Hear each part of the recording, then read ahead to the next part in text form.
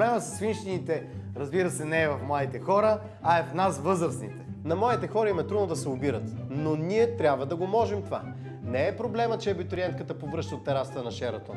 Проблемът е, че си и купил рокля за 3000 лева. 3000 лева. И не съм сигурен, че силикон в гърдите и дупето също е подходящ подарък, задаващ правилна житейска посока. Не, искам на мен да ми подариш Ще ти подаря.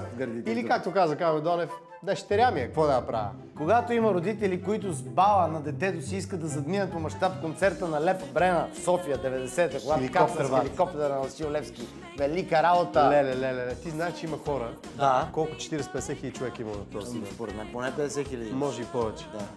Това е най-щастливия момент в техния живот.